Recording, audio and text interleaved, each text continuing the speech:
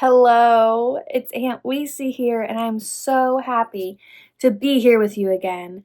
We have something special today, but before we get that, let's get our squishy squish. Are you ready? So today, like many days, we have Sully. Sully is a staple in this household. Very big Monsters Inc. fan. Have a couple of these. And we just love to bring him on the channel because he's a fan favorite, right? So get your squishy squish, get ready. In 3, 2, 1. That was an extra squish. Did you feel that? Now, Sully's over here sleeping with Pup. They are cuddled and they are cute. But today's fun little surprise is that we have a book for the channel that was it's my friend Nancy's book, and she is letting us borrow it. So we're going to go through these stories and we'll give it back to her. But isn't that so nice that she's letting us borrow this for the channel? And it's all about animals. And so we all love animals. So it's very fun to be able to go through this book. So we're going to start with the very first story. And this is called James Herriot's Treasury for Children. And the very first story is Moses the Kitten. Do you like kittens? Now look how cute this kitten is. Very sweet. So we're going to learn about Moses the Kitten. Are you ready? Okay. There have been times in the winter when I have regretted being a vet, and this looked like one of them. I had driven about 10 miles from home, thinking all the time that the dales always looked their coldest, not when they were covered with snow, but as now when the first sprinkling streaked the bare flanks of the fells in bars of black and white like the ribs of a crouching beast. And now in front of me was a farm gate rattling on its hinges as the wind shook it. Oh boy, wonder what's going to happen. These are really beautiful illustrations, aren't they? The car, heartless and draughty as it was, seemed like a haven in an uncharitable world, and I gripped the wheel tightly with my woolen-gloved hands for a few moments before opening the door. The wind almost tore the handle from my fingers as I got out, but I managed to crash the door shut before stumbling over the frozen mud to the gate. Muffled as I was in heavy coat and scarf pulled up to my ears, I could feel the icy gusts biting at my face, whipping up my nose and hammering painfully into the air spaces in my head. I had driven through and, streamy-eyed, was about to get back into the car when I noticed something unusual. There was a frozen pond just off the path, and among the rime-covered rushes which fringed the dead opacity of the surface, a small object stood out, shiny black. I think that's Moses the Kitten. I went over and looked closer. It was a tiny kitten, probably about 6 weeks old, huddled and immobile, eyes tightly closed. Bending down, I poked gently at the furry body. It must be dead. A morsel like this couldn't possibly survive in such cold. But no, there was a spark of life, because the mouth opened soundlessly for a second, then closed. Quickly, I lifted the little creature and it tucked inside my coat. As I drove into the farmyard, I called to the farmer who was carrying 2 buckets out of the calf house. "I've got one of your kittens here, Mr. Butler. It must have strayed outside." Mr. Butler put down his buckets and looked blank. "Kitten? We haven't got no kittens at present." I showed him my finding and looked more puzzled. "Well, that's a runnin'. There's no black cats in this spot. We've all sorts of colors, but no black ones." "Well, they must have come from somewhere else," I said, "but I can't imagine anything so small traveling very far. It's rather mysterious." Oh man, I wonder where he came from. Where's his mama? I held the kitten out, and he engulfed it with his big, work-roughened hand. "Poor little beggar, he's only just alive. I'll take him into the house and see if the missus can do out for him." Look at the doggy looking. Sweet little angel.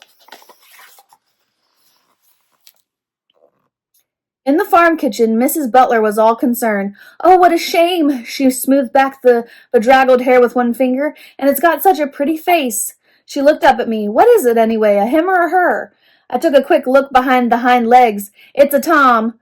"Right," she said. "I'll get some warm milk into him, but first of all, we'll give him the old cure." She went over to the fireside oven on the big black kitchen range, opened the door, and popped him inside.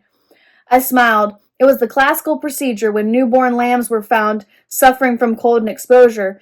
Into the oven they went, and the results were often dramatic. Mrs. Butler left the door partly open, and I could just see the little black figure inside. He didn't seem to care much what was happening to him. They had to get him all warmed up because he was frozen out in the cold.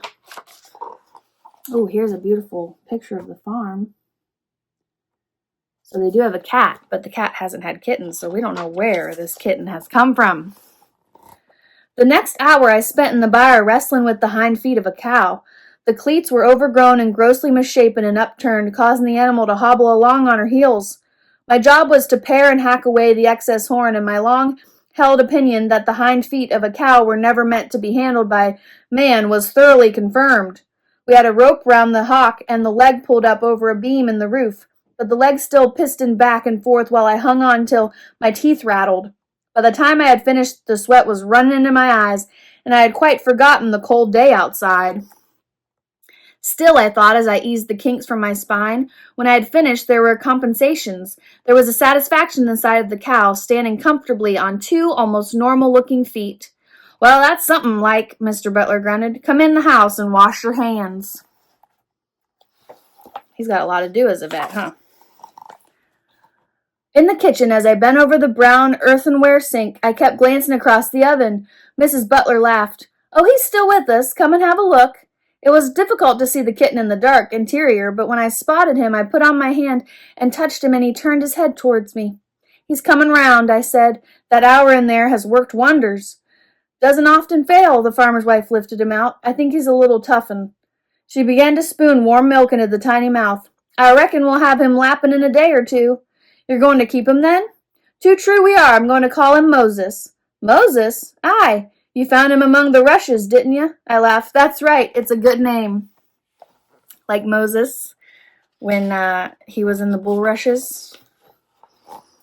And Pharaoh's daughter found him. I was on the Butler farm about a fortnight later, and I kept looking around for Moses. Farmers rarely have their cats indoors, and I thought that if the black kitten had survived, he would have joined the feline colony around the buildings. Farm cats have a pretty good time. They may not be petted or cosseted, but it has always seemed to me that they lead a free, natural life. They are expected to catch mice, but if they are not so inclined, there is abundant food at hand, bowls of milk here and there, and the dogs' dishes to be raided if anything interesting is left over. Anything interesting, like yummy, yummy food. Oh, look at this cat, really pretty. I had seen plenty of cats around today, some flitting nervously away, others friendly and purring. There was a tabby loping gracefully across the cobbles, and a big tortoiseshell was curled on a bed of straw at the warm end of the byre. Cats are connoisseurs of comfort. When Mr. Butler went to fetch some hot water, I had a quick look in the bullock house, and a white Tom regarded me placidly from between the bars of the hay rack, where he had been taking a siesta, which is like a nap or a rest. But there was no sign of Moses. Where's he at? Look at these cool animals. Cute cows. I finished drying my arms and was about to make a casual reference to the kitchen when Mr. Butler handed me my jacket. Come round here with me if you got a minute, he said. I've got something to show you. I followed him through the door at the end and across a passage into the long, low-roofed piggery. He stopped at a pen about halfway down and pointed inside. Look 'ere, he said. I leaned over the wall, and my face must have shown my astonishment, because the farmer burst into a shout of laughter. That's something new for you, isn't it? I wonder what it's gonna be. Oh my goodness, this is so cute.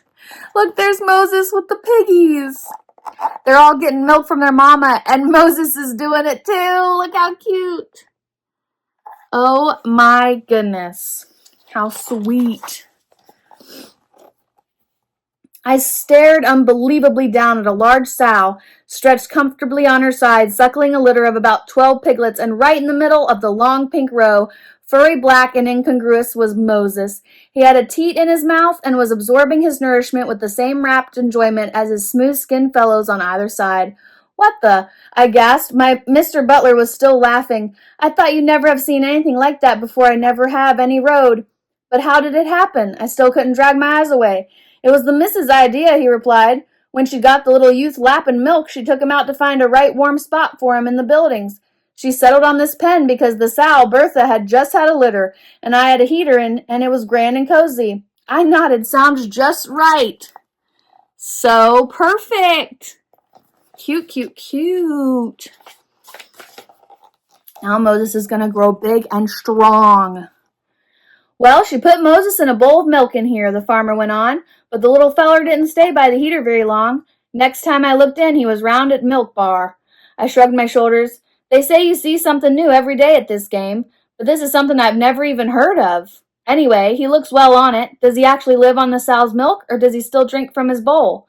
A bit of both, I reckon. It's hard to say.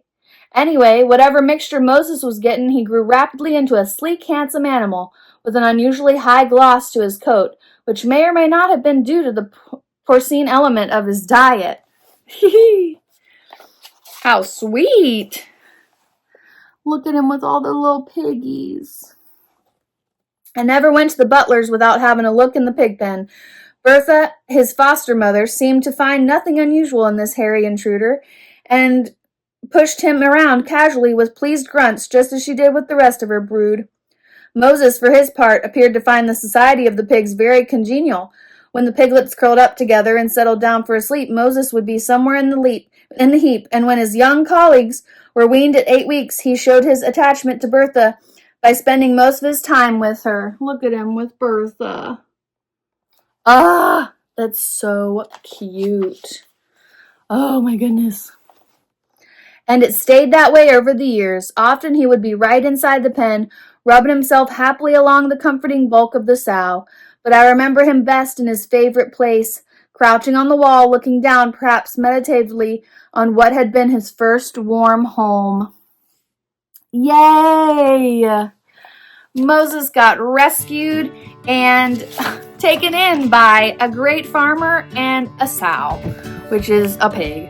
That is so sweet. What a great story, and I'm so glad it ended well, right? Could have gone so many different ways, but we're so glad Moses is okay. And I hope you have such a great night's sleep, have sweet dreams, and maybe dream of farm animals having a good old time. And I'll see you again next time. Bye!